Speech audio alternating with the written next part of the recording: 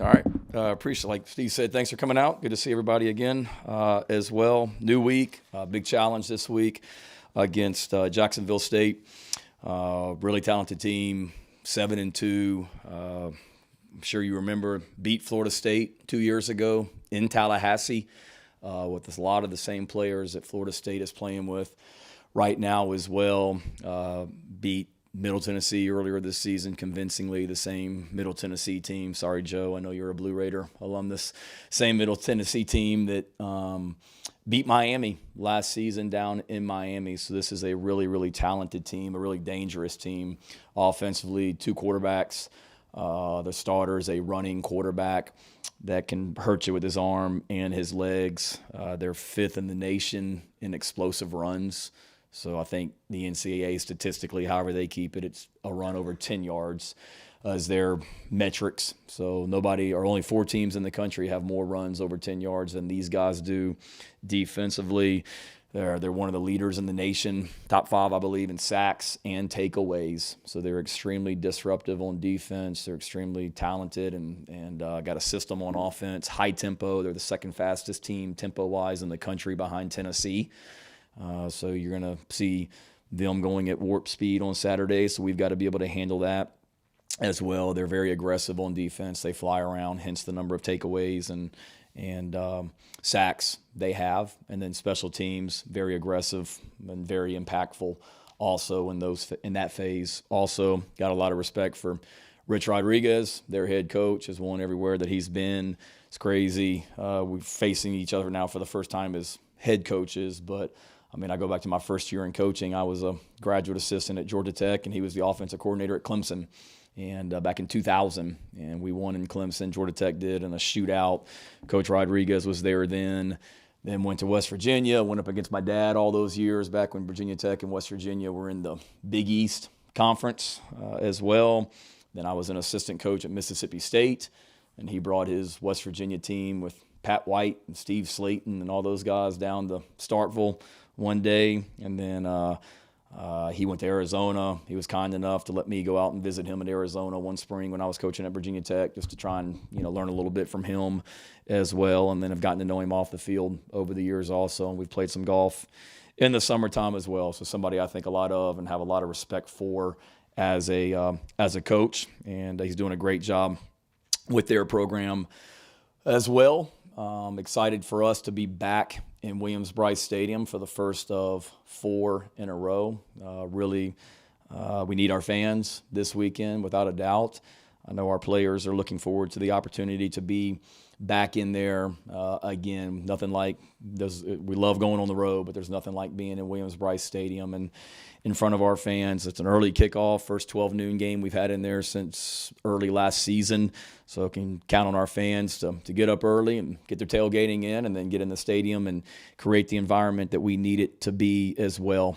For me, I'm a guy that always tries to find a positive in any perceived negative, and certainly we're not happy with where we are at 2-6, but one positive is we get a chance on Saturday to show in front of our own fans the kind of people we have in this program, and then our fans get a chance to make a great statement about why they are the best fans in all of America when they come out and support us in Williams-Brice Stadium as well. So excited about the week as well, and understand I'm proud of the Carryon Joiner. I saw where he came in here earlier and talked about, talking to the team this morning about finding some joy. And there is, trust me, no one is more upset about our team being 2-6 than our players and coaches and staff, because no one has put more into it more into it than our players. But I also don't want anybody in our program being negative. Positive energy is a core value of this program, and we're working to get ourselves out of where we are right now, without a doubt, and we better do that with some positivity, and we better do that with guys that are excited and looking forward to coming into this building each and every day. We've got great young men in this program. They've shown that with the way that they played, the effort they played with on Saturday out in College Station. They show that every day when they come out here and practice this week as well. I have the Carryon's back and all of our players' backs, and I know they have each other's backs and the people in this building as well, because no one wants it more than those guys, without a doubt. And it's in times like these you find out. I know Proverbs was quite the theme of one of my friends in the upstate last night as well. So reminded of the great Proverbs verse, Proverbs 18:2. And there's a lot of that going on as well, if anybody wants to look that one up also. But feel for people who haven't been a part of a team and don't understand what that's like. But, our guys, they love one another. They love being around one another. They care for one another. They work their butts off, and no one wants to be more successful on Saturdays than them. And the way to do that is to work with great positive energy and joy for what they get to do. And they played with great joy out there on Saturday in College Station, and they practiced that way today. Now we need to go play better, and we need to coach better and execute better so we can put 4 quarters together on game days and not be as inconsistent as we were last week. So need to do a better job of that. But we got great young men in this program that are working their butts off, and what a positive statement we can make on Saturday, and as well as our fans. So I don't know what to do. David's not here. So first question. I know it's like Twilight Zone here right now as well. Shane, how about the injuries? Wells, Dang it, Gene. Yeah, sorry. Wells, Brown, sorry, I'm all. Hughes, Jones. Yep, sorry. David not being here has got me thrown off, Gene. Trey Jones will not play. He will be out. Everyone else is questionable. Those guys that got banged up last week all did a little bit in practice today, some more than others.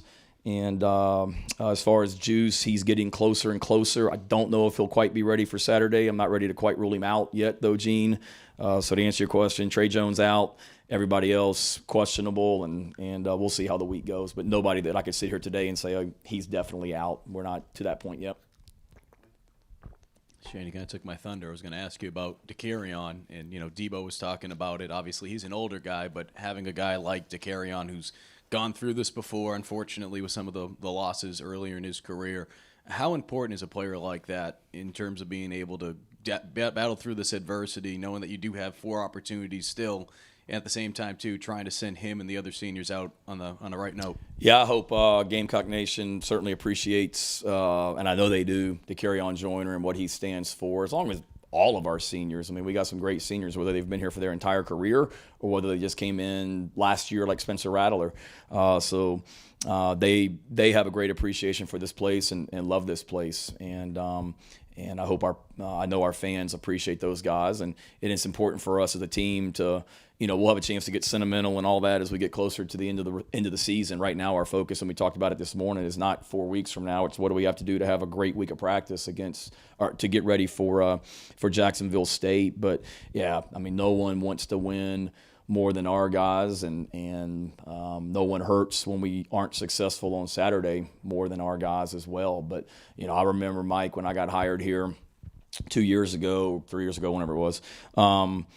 And I met with every player on the team, and it was I've talked about this before, that so many of them talked about how they dreaded coming in this building each and every day, and there was no joy. So I'll be damned if I'm ever going to be the head coach here and not have our guys not look forward to coming into this building. Does it suck? Excuse my sort of language. I think I'm okay there. Does it really stink on Sundays coming in here after a loss? Yeah. Does it really stink when being 2-6 right now? Yeah.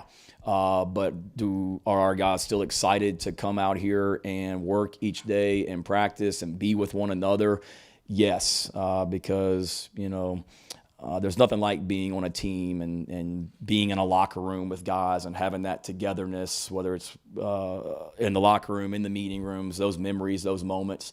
And certainly we've got 4 guaranteed games left and hopefully a 5th one after that. And we're going to make the most of every single day. Our guys are going to be excited about coming in this building each and every day. You would have thought we were playing for the freaking Super Bowl the way we practiced out there today. It's because we got great kids, man. And I love coaching them and got their backs, and we have each other's backs. And know the real fans out there understand that as well. And we're not proud of the record, certainly, but I'm proud as hell of the kids in this program, and proud to be their coach, and can't wait to have 4 more guaranteed games with them and to see if we can be a better team than what we've been these last 4 the first 8 games. I think David might have gotten caught up in Spartanburg last night. Yeah, even Phil's not here. I saw Phil was the star of Dabo's press conference earlier as well with jokes from the top row. With your offense and when you guys consider where you played and who you played and all of those factors, where do you guys think you are heading into this last month on that side of the ball? From an offensive standpoint? Yes. I feel like we're better for it. Somebody, you say, okay, I'm a guy that I always try and find a positive in any negative. And certainly we've had some negatives from an offensive standpoint when you talk about the adversity. Losing your all-conference receiver, yeah, that's a negative. But you know what? We've had some positives with guys like Nick Harbor and his development that has happened rather quickly because of it. I hate that the fact that we're starting our 9th different offensive line combination this Saturday because of injuries. But a positive from that is we've had some other guys that have developed and have been able to play multiple positions along the offensive line out of necessity, which they will be better for it now because they've gone through that. Or you can go on at all positions. But from an offensive standpoint, I feel like we're better than we were. We've been through the fire for sure. Not that we're facing 4 easy defenses, because we're not. These guys is starting this Saturday. It's a challenge just with all the stuff they do and how multiple they are defensively. But I feel like we've made progress because from a personnel standpoint, guys are farther along. We have faced some really good defenses, to say the least, some really good front fours, and we've seen a lot schematically as well. So as we continue to get healthier, hopefully getting Vershawn back, which he practiced today, hopefully getting Case and Henry back, which he practiced today, hopefully they'll be good enough to go and play on Saturday. You get those guys back, along with the development of Mario Anderson and on and on and on. Development of Nicholas Harbor, and hopefully we get Juice back at some point. We're getting as strong as we possibly can be as we get into November and go down this home stretch. So like where we are, certainly need to score more than we've scored the last few weeks. There's no doubt about it. We haven't scored enough points because we've been on the losing end of these last few games, but we've made progress, and I feel like we're better as a team than we were at the beginning of the month as well. This is the first time you've been in this position as a head coach, with the record where it is. I'm just curious, are there past seasons or anything that you've sort of been able to pull from in helping you to get through this year? Are there people you're leaning on for advice? Just what has this kind of been like for you the last few weeks? Yeah, it's been challenging. I mean, there'll be time, Emily, at the end of the season to kind of sit back and talk about, or hopefully in a couple months, everything that's happened and looking at it, why it's happened and how to be better and things like that as well. But certainly did not expect to be where we are right now. 2-6. I think the last time I was a part of a season where you struggle that much probably was back at Mississippi State back in 2000, whatever years I was there, 4, 5, and 6 before I came here to Carolina. We had some seasons that we struggled as well.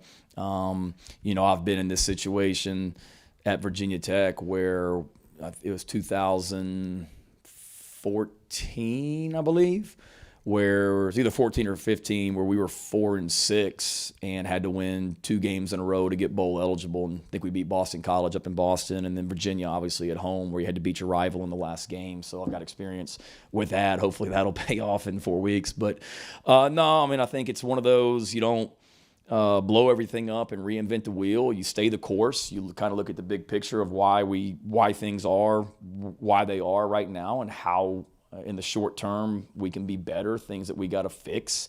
And each week it's something different, it seems like, which is frustrating. But to me, it's that, and it's just kind of staying the course and continuing to be who you are. And I would hope our players would say that I'm the same person right now that I was. Hopefully they'll say that I'm better because I've grown as the season's gone on, but I'm the same person that I was last year, coming off 2 wins over Tennessee and Clemson, and at the beginning of this season when we were getting ready to play UNC, and right now, not happy, but also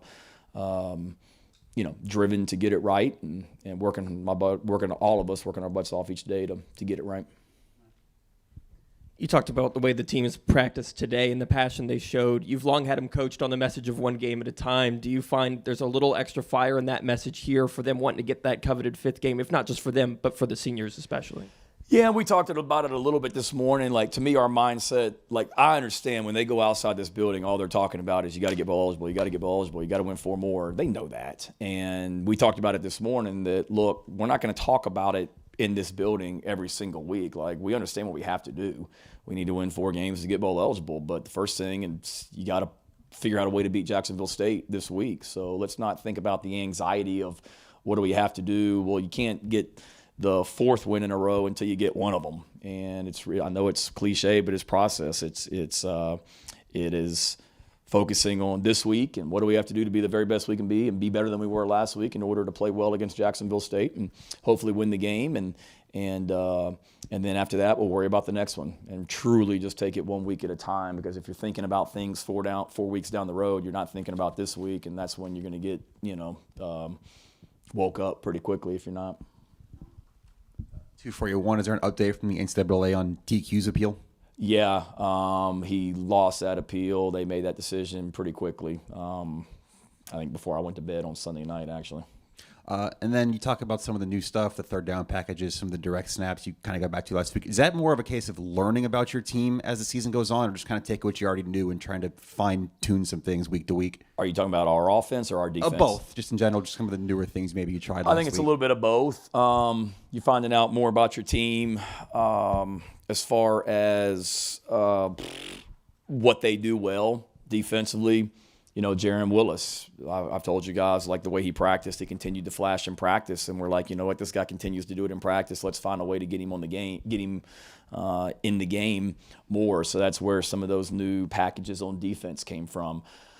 Each week, from an offensive standpoint, you have to be creative and do what you have to do in order to attack that particular opponent. So we did some stuff last week, some new formations down there on the goal line with DK at quarterback and shifting Spencer out of the backfield and things like that, kind of a wildcat package. And a lot of that was more we're playing against a really good defense that no one in the country has ran the ball on just up and down the field. So if we get down there on the goal line, we've got to be creative with what we do, and let's put our guys in position to go make plays. And that's kind of where that came from. So it's week to week based on the opponent, but then it's also you continuing to learn more about your team and then guys in practice. Like I've said to you guys before, guys in practice, they continue to get better in practice. And when you practice well, you get those opportunities on Saturdays, and that's Jaron Willis, that's Nicholas Harbor and Tyshawn Russell or whoever it might be.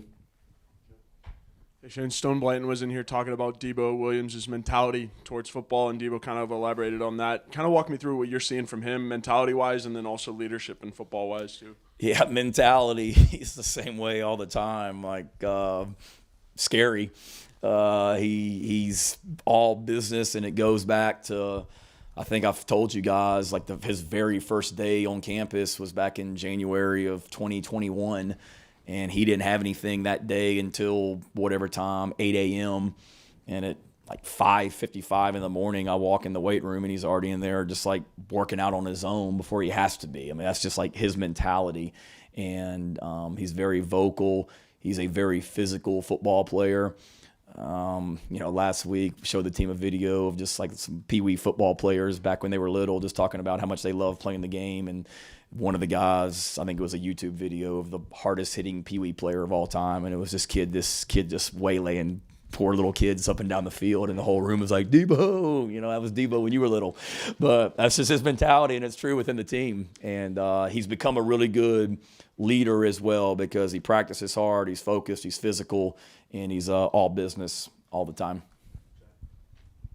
Hey, Shane, with Juice, obviously he's what kind of progression have you seen him make over the last few weeks, and what kind of work has he had to put in, that the fans and us as media we're not seeing since we're not practicing all that? Yeah, it's a lot just in the training room every day. I mean, you've got to be committed to getting better, and he continues to be a great teammate. He's in all the meetings, so he's helping the receivers. He's in the team meetings, obviously. He's in the special teams meetings, so he's in the meetings. He's still listening. He's learning. He's giving input. And then he's really working hard on his own, whether he's out on the practice field with us doing stuff or whether he's in the training room, which is what he is most of the time, in there working like crazy to get back and to not just get back, but to get back where he is juice, the juice that we all remember from last season as well. So he's a competitor. He's hungry to get back and certainly on the right track. Hey, Shane, you said the guys were out there practicing today like they were getting ready for the Super Bowl. What did that look like? And also, with the 2010, 2013 teams being honored this weekend, you were part of that, especially laying the foundation. What is the importance of that era as far as the history of Gamecock football? As far as practice today, I think just joy of being on the practice field and getting to be out there together as teammates and flying around and competitive spirit. Like, one thing about this team is they love to compete and they love to practice. And that's been the case since the beginning of the season. Now, me as the head coach, I got to say, okay, we had a great Tuesday practice. And I know people get tired of me saying it after games that we had a great week of practice, and I get it. We got to figure out how we can have a great week of practice and perform consistently for 4 quarters on Saturdays, because we haven't done a good enough job of that. But it was the same thing last Tuesday too, Rick. I mean, I walked off the field last Tuesday. I'm like, we're getting ready to beat the you-know-what out of Texas A&M based on the way we practiced today. And that was just a fire and a spirit and an edge about themselves and a focus and a desire to get better. And it wasn't quite good enough on Saturday, but it was the same thing out there today as well. Like, these guys respond, they compete, they care for one another, and we just need to continue to have good practices like that, be obsessed with getting better as a team over these next 4 weeks, and we'll see what happens. And then in regards to the 2010, 11, 12, 13 teams, I think those teams showed what's capable here at Carolina. We were talking about it with the team this morning in the team meeting in regards to the old saying, they remember November. And we were talking about the 2010 team. And, in that November, we beat Clemson up there after we had already clinched the spot to play in the SEC championship game. We went down to Gainesville and won a game against Florida where the winner was going to go to the SEC championship. And that was certainly a November to remember. Like, this upcoming November can be with this team that will be remembered forever if we're able to do what we want to do. But those 2010, 11, 12, 13 teams showed that you really can win at the highest level here at Carolina if you have the support from everyone here at this university and outside this building, and then we continue to bring in great players and develop them here in this program. There's no reason why you can't win at the highest level consistently year in, year out, and those teams certainly showed that. You mentioned Proverbs 18:2. This has been the year of college football coaches finding any grievance to rant about, per se. How much in your program do you try and use some of the outside noise, maybe outside negativity to fuel your players? Yeah, zero, really. I don't have a grievance with people. I have my players' backs is what I have. And we don't talk a whole lot about the people out here outside this building. And you guys that covered us last year remembered after the Tennessee game, I walked in that press conference and I said that, you guys don't get to write the story of the 2022 football team. And that wasn't a grievance with anyone outside this building. It was no one cares and works harder and is more invested in what we're doing than the people in this building. And we write the story. And right now our story isn't good enough, but we get an opportunity to finish it the right way. So, people on the outside, people pay a lot of money to come to these games, and they have the right to criticize me all they want. That's part of the job, and people can say what they want, but I'm always going to have my players' backs, love them deeply, and will always defend them. And hopefully they know that as well. But none. I don't come into team meetings and say, look what this person said about us, or look what that person said about us. Never. I mean, I think I've maybe a couple times used the point spread. Hey, we're 20-some point underdogs. Y'all really believe that this team's 20 points better than us? But other than that, I don't think I've ever used a quote from someone outside talking about our team that I can remember. I lied. I think before we played UNC, I found a video clip of somebody talking about how much more talented North Carolina was than us, and I used that, and obviously that didn't work very well. So that's why I don't do it. So Shane, Uh-oh. just to clarify, when you mention fools with their opinions, is that fans or the media? No, we have fantastic fans, without a doubt. So I love our fans to death. I just said that we have the greatest fan base in America, Gene, and that's why I love coaching the people. Or I love coaching here because we have the greatest fans in America. And I'll leave it at that. That's for me to, not you guys. So I love you guys. Shane, talking about DQ Smith, and maybe not directly his situation, but the targeting rule in terms of the ejection, I think it's been around since 2013, so we've had about a decade. Would you like to see, it might not be specifically DQ's case, but would you like to see some type of, like a flagrant 1, flagrant 2, like a targeting 1, targeting 2, just because it feels like it's been around for quite some time, and yet there's still a lot of interpretation calls, and the refs are, calling it by the letter of the rule? I think that's a great point. I think there's something that could be done. I understand why DQ is. I understand why he has what he. I understand his suspension because the way the rule reads right now, and it's the thing I think I told you guys after the game because it's what the officials told me during the game, that it wasn't that he went helmet to helmet. It was because he went. He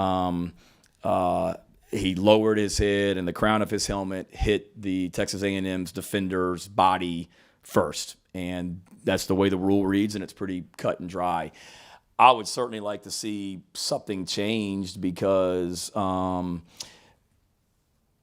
DQ was trying to avoid a targeting penalty right there. Now, we got to coach it better. We don't teach lower our head and hit with the crown of the helmet. I get it. But to me, there's a difference between a guy going helmet to helmet and he's lowering the crown of his head to hit the guy helmet to helmet, and DQ ducking his head and hitting the guy in the stomach or whatever it was, for sure. So I don't love it, but I get it on that one. Certainly there could be some adjustments. So. And, Gene, if I had any problem with you guys, I would reach out to you guys and let you know. I'm not calling you a fool. I'm not calling anybody in this room a fool. I think there's some voices on social media that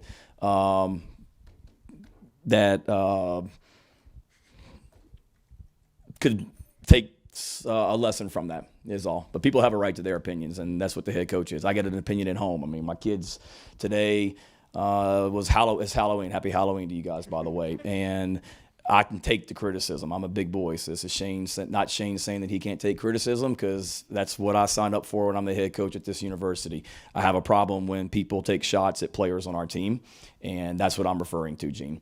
And I can take criticism because I get it from my own family. I leave in the mornings before my wife and kids even wake up. So I FaceTime them every morning at 7:30 on their way into school. And today they were telling me that Hunter, my son, has a Halloween parade at his school where all the kids at his school, they dress up in their Halloween costumes and they walk around the track for however many minutes. And the parents come and they video and all that. And I was there for it last year.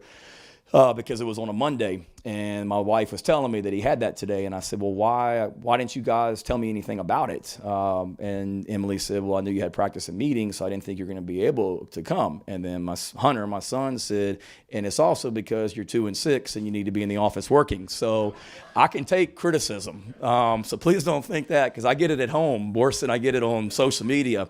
And I don't get on social media as well, but when someone points out to me that something that had happened earlier, then I'm certainly going to, defend our guys as well. But I don't jump on the bus after a game, Gene, and click on notifications on X or whatever it's called right now, or to see what people are saying, because it's not good, which people have a right to. And certainly the product on the field has not been good enough this season, and I'm ultimately responsible for that. I understand that. Talking about finding the joy, there's obviously some fun history happening on Saturday. Just how honored do you feel to be playing in the first ever Gamecock versus Gamecock game? It's a chance to make history. Is it really the first ever Gamecock versus Gamecock? Wow, I guess I got to read your notes probably. So I apologize. I haven't gotten to that yet, Steve. I think that's great. Two great teams, two great proud programs. Jacksonville State's got a great tradition, storied history, and had some great success over the years, and will continue to. And pretty fascinating to have Gamecocks versus Gamecocks, and to be watching another team and see that Gamecock logo when it pops up and things like that as well. So we'll worry about the all that down the road. Right now, what we need to worry about is figuring out a way to play well and coach well against a really good team.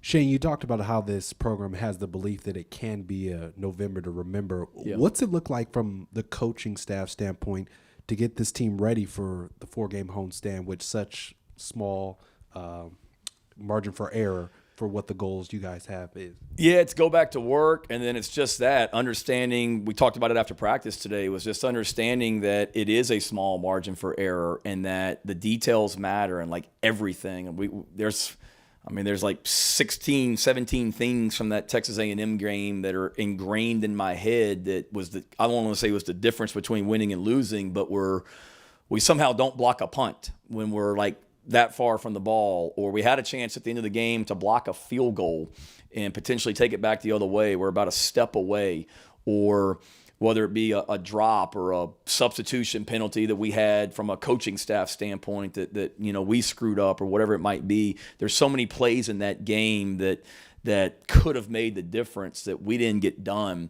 and just making sure that our players understand that goes back to practice, and that every rep in practice matters, and every step and every hand placement and every where you put your helmet, if it's in the right, making sure it's in the right gap, and just continuing to emphasize that over and over again, and just see if we can focus on putting together 4 consistent quarters of football is what we're trying to get done.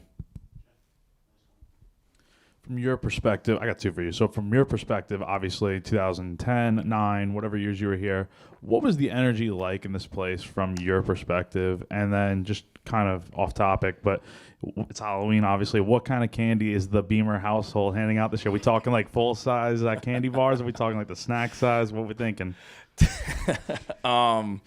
2000, the energy here was high. 2010, it was awesome because that was obviously the first time that we had done something like that. And, we had brought in some great recruiting classes. And then 2010 was the year starting off with beating Alabama when they were number 1 in the country. And then, it just continued to go from there, and to be able to go down to Gainesville and win and come back that night. And I remember the fans that met us back in the stadium when we got back, and then following it up at the end of the season with a win over Clemson as well. It was great excitement that continued with the recruiting classes and the win, or the seasons on the field after that as well. I have no idea on the Halloween. I won't be there. We had a little Halloween party for all the coaches' kids where they came up here dressed up on, I guess, a Sunday ago. So I got to see everybody dressed up. My son had his thing at his school today that we talked about. As far as the candy, that's a better question for Emily. We need to get her up here. That'd be good for her to come up here one week and let her answer questions. But I don't know what they have planned, to be honest with you. I'm sure we're not trying to shortchange anybody in the neighborhood, and we certainly want to give out the best that we can. So me personally, I'm a chocolate person. If I was getting any, I'll be here tonight working, and she's in charge of candy distribution in our neighborhood for sure. Good. Who's going to Paris? 1, 2. Nobody else? Oh, yeah? Okay. He's not already there, is he? That's a great opportunity for a Jimmy Buffett song if he was already there as well. So y'all have a good week. Thanks.